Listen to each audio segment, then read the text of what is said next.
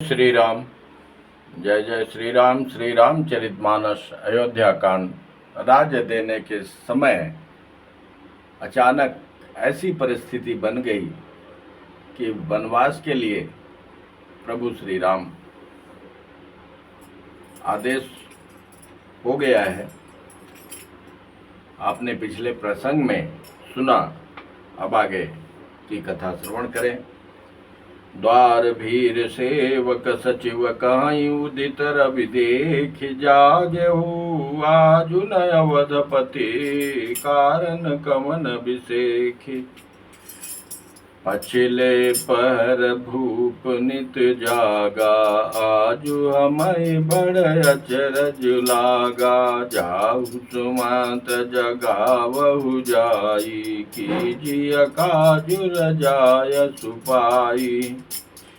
गए सुमंत्रब राउर माही, देखि भयावन जात डेराही। धाई खाई जनु जाई नहेरा, मानव विपति विषाद बसेरा।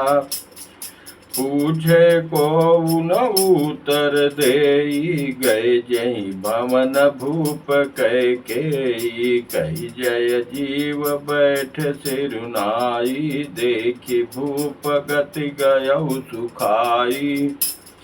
सोच विकल विवरण मही परऊ, मानव कमल मूल परिहरऊ। सचिव सभीत सकई नहीं पूछी, बोले अशुभ भरी शुभ छूछी। राजा नित्य ही रात के पिछले पहर जाग जाया करते हैं, किंतु आज हमें बड़ा आश्चर्य हो रहा है। हे सुमंत्र, जाओ, जाकर राजा को जगाओ, उनकी आज्ञा पाकर हम सब काम करें। तब सुमंत्र रावले राजमहल में गए, पर महल को भयानक देखकर वे जाते हुए डर रहे हैं। ऐसा लगता है मानो दौड़कर काट खाएगा, उसकी ओर देखा भी नहीं जाता। मानो विपत्ति और विषाद ने वहां डेरा डाल रखा हो। पूछने पर कोई जवाब नहीं देता। वे उस महल में गए जहां राजा और कैकेयी थे। जय जीव कहकर सिर नवाया, वंदना करके बैठे और राजा की दशा देखकर तो वे सूख ही गए। देखा कि राजा शोक से व्याकुल हैं, चेहरे का रंग उड़ गया है, जमीन पर ऐसे पड़े हैं मानो कमल जड़ छोड़कर जड़ से उखड़कर मुरझाया पड़ा हो। मंत्री मारे डर के कुछ पूछ नहीं सकते। तब अशुभ से भरी हुई और शुभ से विहीन कैकेयी बोली,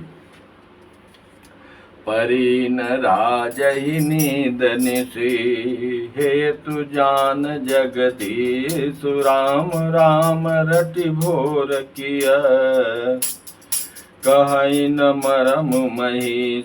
राजा को रात भर नींद नहीं आई, इसका कारण जगदीश्वर ही जाने। उन्होंने राम राम रटकर सवेरा कर दिया, परंतु इसका भेद राजा कुछ भी नहीं बतलाते। सारी विपत्ति का जो अंकुरण था, बीजारोपण कैकेयी ने किया, लेकिन कैकेयी इस प्रकार बोल रही है कि राजा कुछ भी नहीं बताते और राम राम रट के रात भर जागरण कर दिया और भोर हो गई। आनहु राम बेगी बुलाई, समाचार तब पूछहु आई। चलऊ सुमंत्र राय रुख जानी, लखी कुचाल के निकछु रानी। सोच विकल मग परई न पाऊँ, राम ही बोल कहीं काराऊ। धरि धीरज गयऊ दुआरे, पूछई सकल देखी मन मारे। समाधान करि सो सबही का, गयऊ जहाँ दिन कर कुल टीका। राम सुमंत्र ही आवत देखा, यादरु कीन पिता समलेखा। निरखि बदनु कही भूप रजाई, रघुकुल दीप ही चलऊ लेवाई। राम कुभाति सचिव संग जाई, देखि लोग जहाँ तह बिल खाई। जाई देख रघुवंश मनि, नरपति निपट कुसाजु, स्वामी पर उलख सिंहिनी, मनव वेद गजराज। तुम जल्दी राम को बुला लाओ, तब आकर समाचार पूछना। राजा का रुख जानकर सुमंत्र जी चले, समझ गए कि रानी ने कुछ कुचाल की है। सुमंत्र शोक से व्याकुल हैं, रास्ते पर पैर नहीं पड़ते, आगे बढ़ा नहीं जाता। सोचते हैं राम जी को बुलाकर राजा क्या कहेंगे। किसी तरह हृदय में धीरज धरकर वे द्वार पर गए। सब लोग उनको मन मारे उदास देखकर पूछने लगे। सब लोगों का समाधान करके किसी तरह समझा बुझाकर सुमंत्र वहां गए जहां सूर्य कुल के तिलक श्री रामचंद्र जी थे। श्री रामचंद्र जी ने सुमंत्र को आते देखा तो पिता के समान समझकर उनका आदर किया। श्री रामचंद्र जी के मुख को देखकर और राजा की आज्ञा सुनकर वे रकुल के दीपक श्री रामचंद्र जी को अपने साथ लिवा चले। जैसे थे वैसे चल दिए।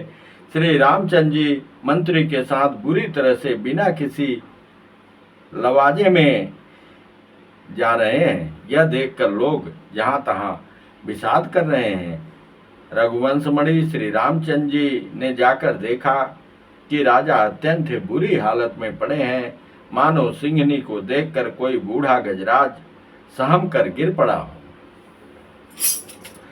सुखई अधर जरई सब अंग, मनऊ दीन मनीन भुअंग, सरुस समीप दीख कैकेयी, मानव मीचु घरी गनि लेई। करुणामय मृदु राम सुभाऊ, प्रथम देख दुख सुनान काऊ। तदपि धीर धरि समऊ विचारी, पूछे मधुर बचन महतारी। मोहि कहु मातु तात दुख कारण, करिय जतन जहि होई निवारण। सुनऊ राम सब कारण एहु, राजई तुम पर बहुत स्नेहु। देन कहन मोहि दोई वरदाना, माग्यऊ जो कछु मोहि सुहाना। सो सुनि भयऊ भूप उर सोचु, छाड़ि न सकहि तुम्हार सकोचु। सुत स्नेहु इत बचन उत, संकट पर नरेशु। सकहु तयाय सुधरहु सिर, मेटहु कठिन कलेसु। राजा के ओठ सूख रहे हैं और सारा शरीर जल रहा है, मानो मणि के बिना सांप दुखी हो रहा हो। पास ही क्रोध से भरी कैकेयी को देखा, मानो साक्षात मृत्यु ही बैठी राजा के जीवन की अंतिम घड़ियां गिन रही है। श्री रामचंद्र जी का स्वभाव कोमल और करुणामय है। उन्होंने अपने जीवन में पहली बार यह दुख देखा। इससे पहले कभी उन्होंने दुख सुना भी नहीं था। तो भी समय का विचार करके हृदय में धीरज धरकर उन्होंने मीठे वचनों से माता कैकेयी से पूछा, हे माता, मुझे पिताजी के दुख का कारण कहो, ताकि जिससे उसका निवारण हो, दुख दूर हो, वह यत्न किया जाए। कैकेयी ने कहा, हे राम सुनो, सारा कारण यही है कि राजा तुम पर बहुत स्नेह करते हैं। इन्होंने मुझे 2 वरदान देने को कहा था। मुझे जो अच्छा लगा वही मैंने मांगा। उसे सुनकर राजा के हृदय में सोच हो गया, क्योंकि ये तुम्हारा संकोच नहीं छोड़ सकते। इधर तो पुत्र का स्नेह है और उधर वचन प्रतिज्ञा। राजा इसी धर्म संकट में पड़ गए हैं। यदि तुम कर सकते हो तो राजा की आज्ञा का पालन करो, सिरोधार्य करो और इनके कठिन क्लेश को मिटाओ। निधरक बैठी कही कैटुबानी, सुनत कठिनता अति अकुलानी। जीव कमान बचन सरनाना, मनऊ मई मृदुल समाना। बेधड़क कैकेयी बैठी ऐसी कड़वी वाणी कह रही है, जिसे सुनकर स्वयं कठोरता भी अत्यंत व्याकुल हो उठी। जीव धनुष है, बहुत वचन से तीर हैं और मानो राजा ही कोमल निशाने के स्थान हैं। ऐसी फटाफट वो बोलती जा रही है और उसको कोई पछतावा नहीं, कोई संकोच नहीं। कुछ भी नहीं ज्ञात है, उसको कुबरी ने जो पढ़ाया है वही बके जा रही है। जनु कठोर पनु धरे शरीरु, सिखाई धनुष विद्या बर बीरु। सब प्रसंग रघुपति सुनाई, बैठी मनहु तनु धरि निठुराई। मन मुसुकाई भानुकुल भानु, राम सहजयानंद निधानु। बोले बचन विगत सब दूषण, मृदु मंजुल जनु बाग विभूषण। सुनु जननी सोई सुत बड़ भागी, जो पितु मातु बचन अनुरागी। तनय मातु पितु तनय मातु पितु तोष निहारा, दुर्लभ जननी सकल संसारा। मुनिगण मिलन विषेखी बन, सबहि भांति हित मोर। तहि मह पितु आयसु बहुरी, सम्मत जननी तोर। इस सारे सात समाज के साथ मानो स्वयं कठोरपन श्रेष्ठ वीर का शरीर धारण करके धनुष विद्या सीख रहा है। श्री रघुनाथ जी को सब हाल सुनाकर वह ऐसी बैठी है मानो निठुरता ही शरीर धारण किए हुए सब कुछ कह रही है और बेसंकोच बेहिचक कह रही है। कैकेयी सूर्य कुल के सूर्य स्वाभाविक ही आनंद निधान श्री रामचंद्र जी मन में मुस्कुराकर सब दूषणों से रहित ऐसे कोमल और सुंदर वचन बोले जो मानो वाणी के भूषण ही थे। हे माता सुनो, वही पुत्र बड़ा भागी है जो पिता माता के वचनों का अनुरागी पालन करने वाला है। आज्ञा पालन के द्वारा माता पिता को संतुष्ट करने वाला पुत्र हे जननी सारे संसार में दुर्लभ है। वन में विशेष रूप से मुनियों का मिलाप होगा, जिसमें मेरा सभी प्रकार से कल्याण है, उसमें भी फिर पिताजी की आज्ञा और हे जननी तुम्हारी सम्मति है। भरत प्राण प्रिय पावई राजू, विधि सब विधि मोहि सन मुख आजू। जौन जाऊं बन ऐसे काजा, प्रथम गनीय मोहि मूढ़ समाजा। से वही अरडु कलपतरु त्यागी, परिहरि अमृत ले ही विसुमागी। तेउन पाई यस समहु चुकाही, देखु विचारी मातु मन माही। अम्ब एक दुख मोहि विसेखी, निपट बिकल नर नायक देखी। थोरे ही बात पिताई दुख भारी, होते प्रतीत न मोहि महतारी। धन्य है प्रभु श्री राम, ताऊ दे रघुन उदधि अगाधु। भा मोहि ते कछु बड़ अपराधु, जाते मोहि न कहत कछु राऊ। मोरि सपथ तोहि कहु सती भाऊ, सहज सरल रघुबर बचन। कुमति कुटिल करि जान, चलई जोक जल वक्र गति। यद्यपि सलिल समान। और प्राण प्रिय भरत राज्य पावेंगे। इन सभी बातों को देखकर यह प्रतीत होता है कि आज विधाता सब प्रकार से मुझे सन्मुख है, मेरे अनुकूल हैं। यदि ऐसे काम के लिए भी मैं वन को न जाऊं तो मूर्खों के समाज में सबसे पहले मेरी गिनती करनी चाहिए, जो कल्प वृक्ष को छोड़कर रेण की सेवा करते हैं और अमृत त्याग कर विष मांग लेते हैं। हे माता, तुम मन में विचार करके देखो, वे महामूर्ख भी ऐसे मौका पाकर कभी न चूकेंगे। हे माता, मुझे एक ही दुख विशेष रूप से हो रहा है, वह महाराज को अत्यंत व्याकुल देखकर। इस थोड़ी सी बात के लिए ही पिताजी को इतना भारी दुख हो। हे माता, मुझे इस बात पर विश्वास नहीं होता, क्योंकि महाराज तो बड़े ही धीर और गुणों के अथाह समुद्र हैं। अवश्य ही मुझसे कोई बड़ा अपराध हो गया है, जिसके कारण महाराज मुझसे कुछ नहीं कहते, बात ही नहीं कर रहे हैं। तुम्हें मेरी सौगंध है माता, तुम सच सच कहो। रघुकुल में श्रेष्ठ श्री रामचंद्र जी के स्वभाव से ही सीधे वचनों को दुर्बुद्धि कैकेयी टेढ़ा ही करके जान रही है, जैसे यद्यपि जल समान ही होता है, पर जोक उसमें टेढ़ी चाल से ही चलती है। रहस्य रानी राम रुख पाई, बोली कपट स्नेहु जनाई। शपथ तुम्हार भरत कै आना, है तुन दूसर मैं कछु जाना। तुम अपराध जोग नहीं ताता, जननी जनक बंधु सुख दाता। राम सत्य सब जो कछु कहू, तुम पितु मातु बचन रतयाऊ। पितहि बुझाई कहूँ बल सोई, चौथे पन जही अज सुन होई। तुम सम सुवन सुकित जही दीने, उचितनता सुनिरादर कीने।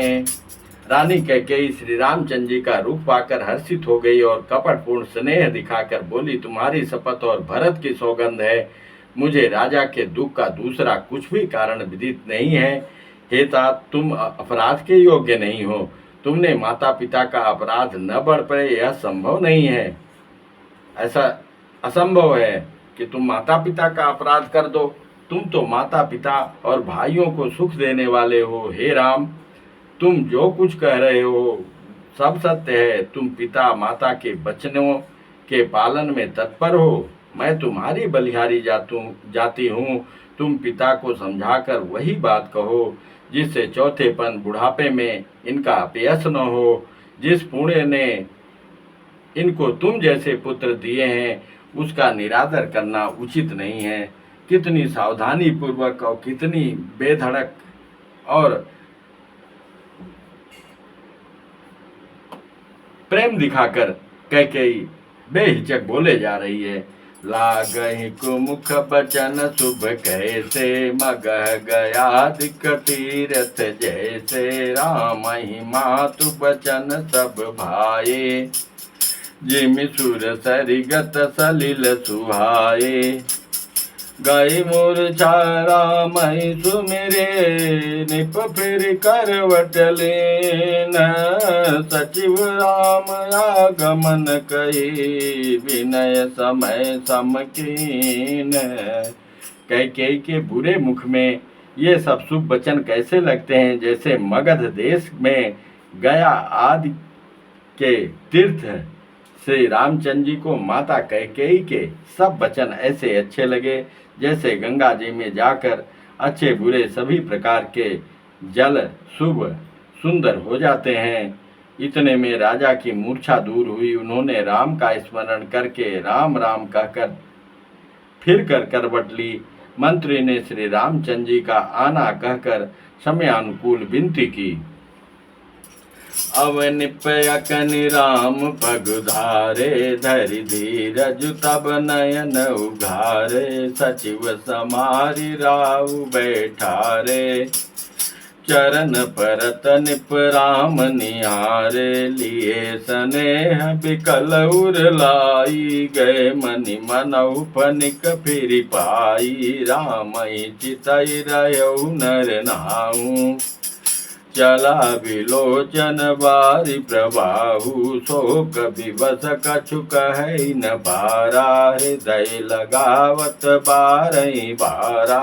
विधि मनाउ राउ मन माही, जय रघुनाथन कानन जाई। सुमिरि महेश काई नियोरी, बिनती सुनऊ सदा शिव मोरी। आशुतोष तुम अवधर दानी, आरती हरऊ दीन जनु जानी। तुम प्रेरक सबके हृदय, सोमति राम ही देहु। बचन मोर तजिराई घर, परिहरि सीलु स्नेहु। जब राजा ने सुना कि रामचंद्र पधारे हैं, तो उन्होंने धीरज धर के नेत्र खोले। मंत्री ने संभाल कर राजा को बैठाया। राजा ने श्री रामचंद्र जी को अपने चरणों में पड़ते प्रणाम करते देखा। स्नेह से विकल राजा ने राम जी को हृदय से लगा लिया, मानो सांप ने अपनी खोई हुई मणि फिर पा ली हो। राजा दशरथ जी श्री रामचंद्र जी को देखते ही रह गए। उनके नेत्रों से आंसुओं की धारा बह चली। शोक के विशेष वश होने के कारण राजा कुछ कह नहीं सकते। वे बार बार श्री रामचंद्र जी को हृदय से लगाते हैं और मन में ब्रह्मा जी को मनाते हैं कि जिससे श्री रघुनाथ जी वन को न जाएं। फिर महादेव का स्मरण करके उन्होंने निहोरा करते हुए कहते हैं, हे सदाशिव, आप मेरी विनती सुनिए। आप आशुतोष शीघ्र प्रसन्न होने वाले और औढ़रदानी मुँह मांगा वरदान देने वाले, अतः मुझे अपना दीन सेवक जानकर मेरे दुख को दूर कीजिए। आप प्रेरक रूप से सबके हृदय में हैं।